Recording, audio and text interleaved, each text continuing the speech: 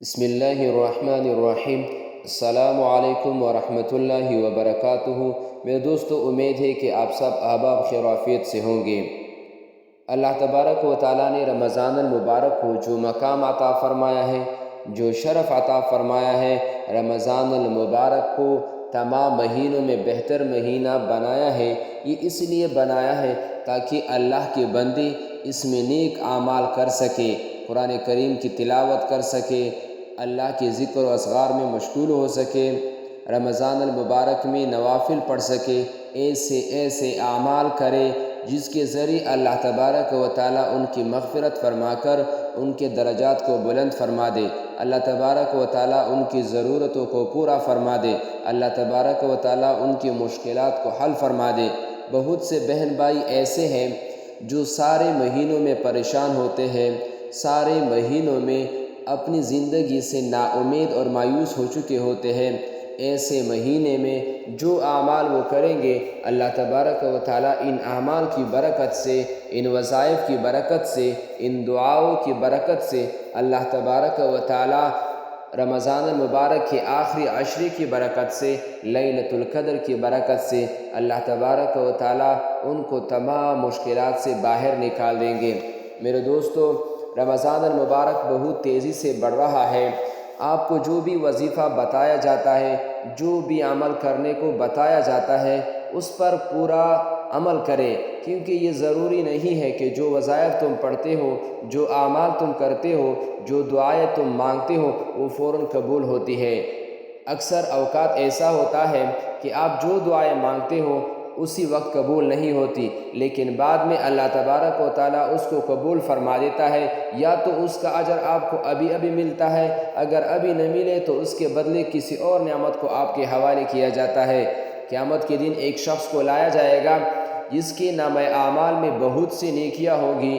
وہ یہ پوچھے گا کہ اے اللہ، میں نے تو یہ اعمال کیے ہی نہیں، تو اللہ تبارک و تعالیٰ ان سے فرمائے گا، یہ تمہارے ان دعاؤں کی بدولت ہے جو دعائیں تم دنیا میں مانگتے تھے لیکن میں اس وقت قبول نہیں کرتا تھا، اب یہ ان دعاؤں کا ثمرہ ہے۔ جو وظیفہ تم کرتے ہو، جو دعائیں تم پڑھتے ہو، وہ اس امید سے پڑھنا کہ اگر اللہ ابھی میری مشکل کو حل نہ فرما دے، لیکن آنے والے وقت میں اللہ تبارک و تعالیٰ میرے تمام مشکلات کو حل فرما دے گا۔ ناظرین، وقت کو مد نظر رکھتے ہوئے وظیفے کی طرف بڑھتے ہیں، لیکن آپ لوگوں کی خدمت میں ایک بار پھر یہ گزارش کی جاتی ہے کہ ویڈیو کو سکپ کرتے ہوئے نہ دیکھو، بلکہ ویڈیو کو پورا دیکھو۔ وظیفے کا طریقہ کار یہ ہے، دعا یہ ہے، عمل یہ ہے کہ آپ نے سب سے پہلے یہ دعا پڑھنی ہے جو میں آپ کو بتانے جا رہا ہوں۔ یہ ایسی دعا ہے کہ آپ تمام مصیبتوں، تمام آفتوں اور مشکلات سے محفوظ رہو گے۔ بہت ہی مجرب اور بہت ہی آسان دعا ہے۔ دعا میرے ساتھ پڑھتے جائیں۔ بسم اللہ الرحمن الرحیم۔ اللہم انت ربی لا الہ الا انت علیک توکلت وانت رب العرش الکریم۔ ما شاء الله كان وما لم يشاء لم يكن ولا حول ولا قوة إلا بالله العلي العظيم۔ أعلم أن الله على كل شيء قدير وأن الله قد أحاط بكل شيء علما۔ اللهم إني أعوذ بك من شر نفسي ومن شر كل دابة أنت آخذ بناصيتها إن ربي على صراط مستقيم۔ اس دعا کے پڑھنے کے بعد آپ نے آخر میں اللہ رب العزت کے عرش کو ہلا دینے والی صرف یہ دعا 11 بار پڑھنی ہے۔ دعا یہ ہے، میرے ساتھ پڑھتے جائے، سبحان اللہ و بحمدہ۔ اس دعا کو 11 بار پڑھنا ہے۔ اس دعا کے پڑھنے کے بعد اللہ تبارک و تعالیٰ سے دعا کرنا ہے۔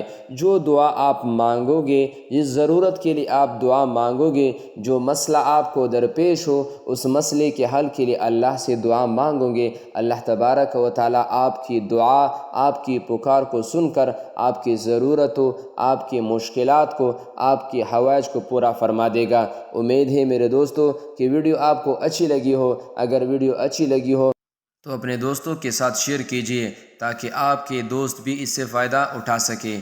امید ہے کہ آپ کا رمضان خیر و عافیت سے گزرے۔ اللہ تبارک و تعالی رمضان المبارک کی رحمتیں برکتیں ہمیں عطا فرمائے۔ اے اللہ ہمارے تمام مسائل مشکلات کو حل فرما۔ اے اللہ ہماری ضرورتوں کو مکمل فرما۔ اے اللہ ہمارے حوائج کو پورا فرما۔ اے اللہ جو بے اولاد ہے اس کو اولاد عطا فرما، جو بے گھر ہے اس کو گھر عطا فرما۔